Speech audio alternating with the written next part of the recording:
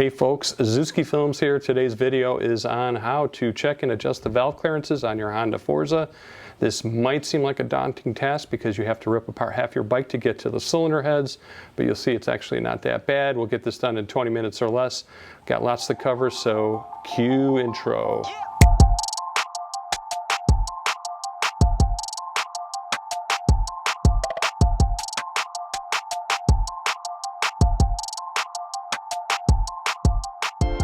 I'm not going to get into why you need to check your valves. Google it, you'll find lots of good information out there. Let's just say it lets your motor breathe correctly. So the tools you need for this job are a 10 and 12 millimeter socket, feeler gauges to go from 0.13 millimeter all the way up to 0.25 millimeter, an H5 and H6 Allen wrench, a Phillips screwdriver, and a small metal pick. You'll also need a caliper to measure the valve shim thickness. And finally, you'll need a torque wrench for the cylinder cover bolts. Now in my Forza I have a luggage rack, so I'm going to remove that first, and it's held down by 4 Allen bolts.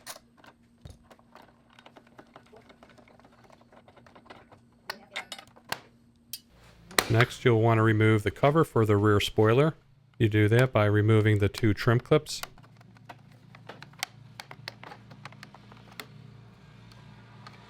Next we need to remove the rear spoiler.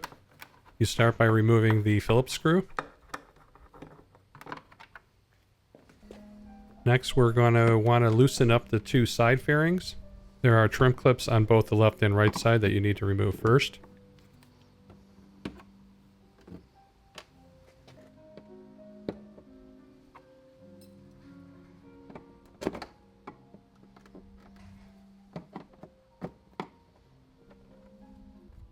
The side fairings are held into place with clips, so you'll need to either use your fingers or a dull blade to loosen them up.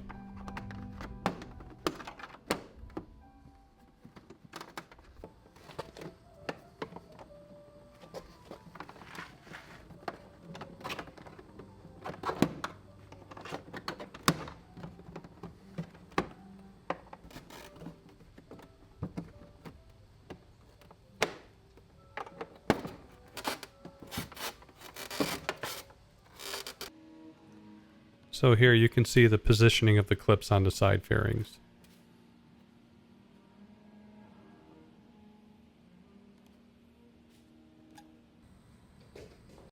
By loosening up the side fairings, I found it easier to remove that rear spoiler. The rear spoiler cover is also held in by clips, so you have to use your fingers or a dull blade for this as well.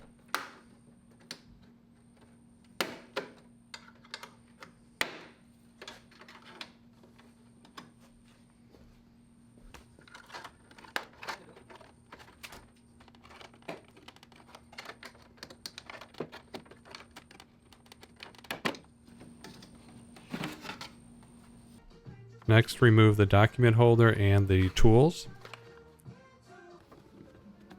Then push out this rubber boss that holds the mud flap.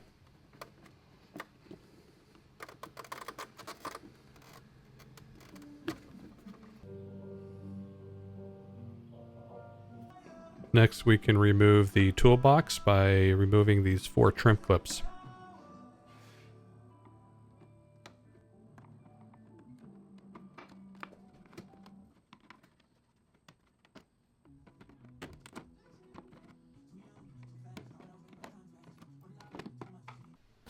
Now we're going to start removing the seat by removing these bolt covers underneath. There are 4 total. These are the 2 in the rear, and then there are 2 in front that are underneath the cover. There are 2 Phillips screws that are holding that cover in place.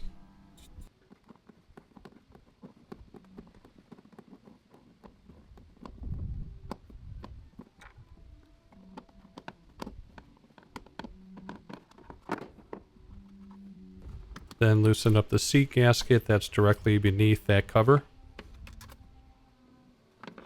There's actually a 3rd center screw that holds that cover in place, but I lost mine. Now remove the 4 10 millimeter nuts that are holding that seat in place.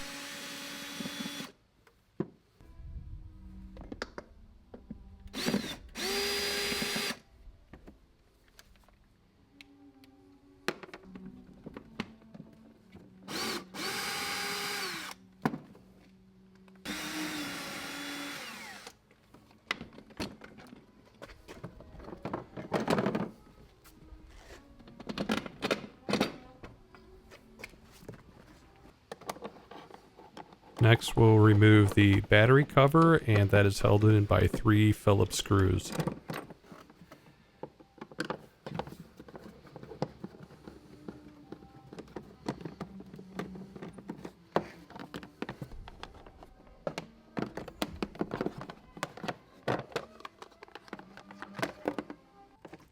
There are 2 fairings that are screwed into the luggage box, one on the left side and one on the right side, that we'll need to remove.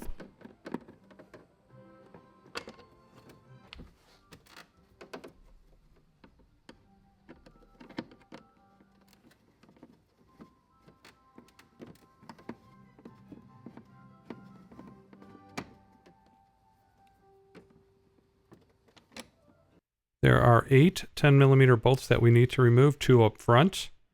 Bolts, 2 there. 2 towards the middle. 2 about 3/4 of the way back.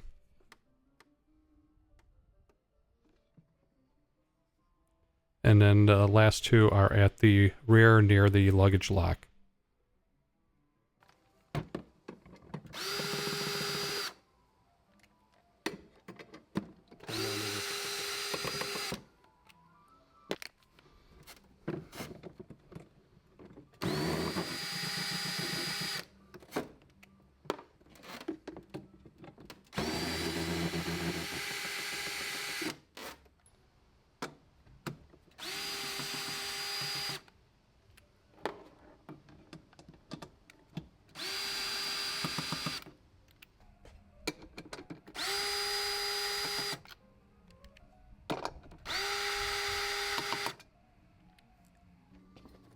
Next, we need to remove the cable that connects to the seat lock.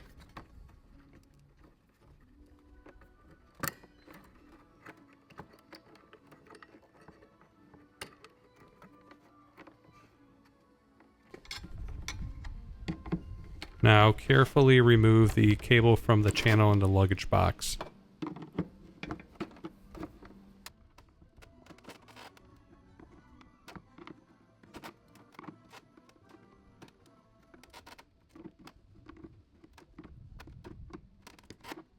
There are 2 last Phillips screws up front that need to be removed. You can see me removing the one on the left. There's one on the right that I also lost.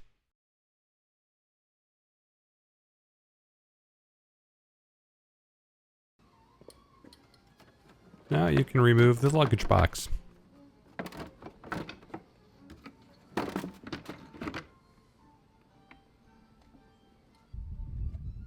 This is where the cylinder is located. We'll be coming back here in a few minutes.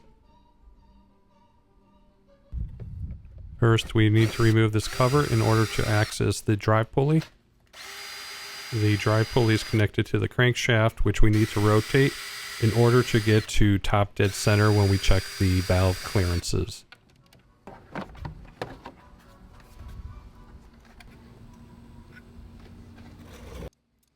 Now we want to remove the cylinder cover, but first we have to remove these 2 bolts with clips that are holding in the spark plug cable and a coolant hose. Remove the spark plug wire. And now we can remove the 2 10mm bolts that are holding the cylinder cover in place.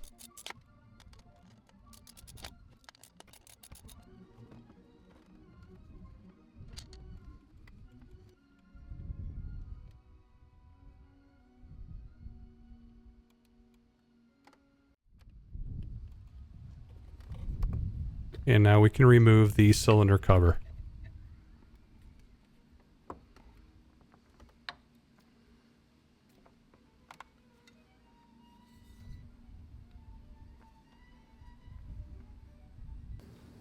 And the last thing we need to do is remove the timing hole cap.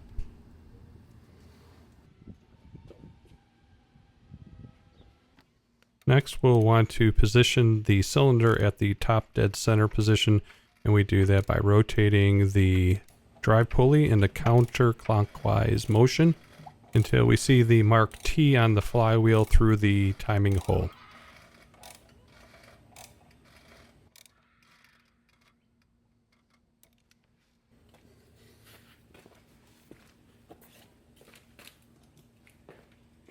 We need to confirm this by checking the cam sprocket position. There are 2 index lines on the cam sprocket that should be flush with the cylinder head surface. Notice that the 2 index lines on the cam sprocket are just right of center. The Honda Forza has 4 valves per cylinder. There's 2 for the intake and then 2 for the exhaust. We're going to check the intake valves first. The valve clearance should be 0.16 millimeters plus or minus 0.03 millimeters. I'm going to start with the feeler gauge at 0.152 millimeters. If the final measurement is outside of the allowable tolerance, we'll have to change the valve shim. So the way we do a valve adjustment is by putting a new shim in that gets us back to the valve clearance that we need. Here you can see what the intake valves look like with the shim and without the shim. To determine the actual valve clearance, try different feeler gauges until one gives you slight resistance between the rocker arm and the shim.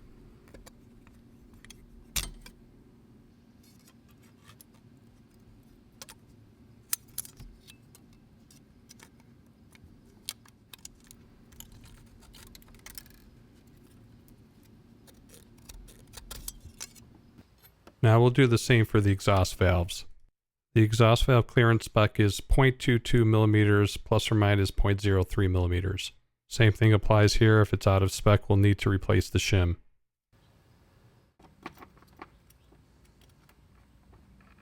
For the exhaust valves, the 2 closest feeler gauges I had were 0.20 millimeter and 0.25 millimeter. The 0.25 millimeter feeler did not fit, but the 0.20 millimeter feeler did. And I felt like there was a little bit of room left, so I called it 0.22 millimeter.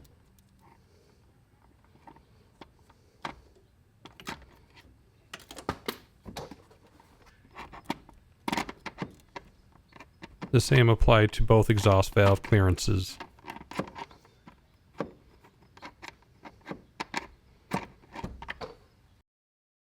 Now if I look at all 4 valve measurements, I can see that they're all within tolerance. If any of them were out of tolerance, this is how we would calculate the new shim size. We take the actual measured gap minus the specification gap, and then we add the measured shim. So as an example, if we measured a 0.20 millimeter gap and our specification gap is 0.16 millimeters, that gives us a gap of 0.04 millimeters. And if our measured shim was 2.02 millimeters, our new shim size should be 2.06 millimeters. Alright, if you're liking this video so far, please click the like button, and if you want to be the first kid on your block to know when I come out with a new video, click the subscribe button and that little bell icon that's right next to it. Alright, let's get back to it. Now let's remove the shims. Remember, you only need to do this if your valve clearance is out of tolerance. Slide the rocker arm to the left. Using a magnet or tweezers, carefully remove the shim. Be very careful not to drop the shim into the valve assembly.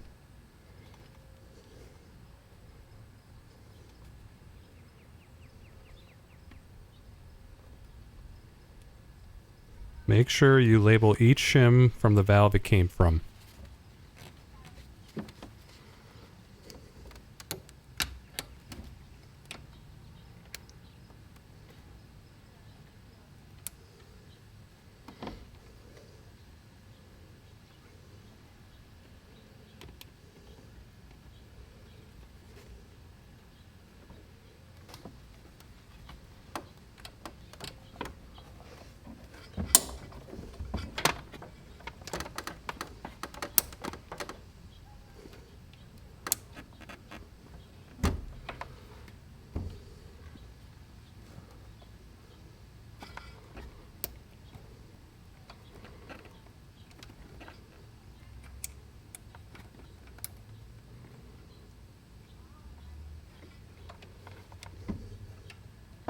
Here you can see I've labeled both the intake and exhaust valve shims.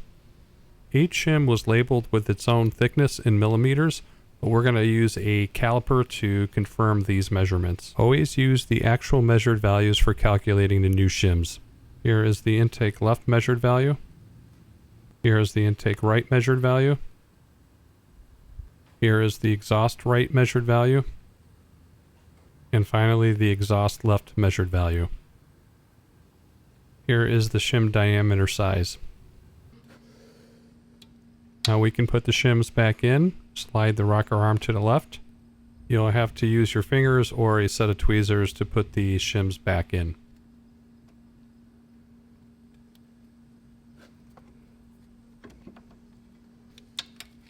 Here I've folded a plastic bag and placed it underneath the valve just in case I drop the shim.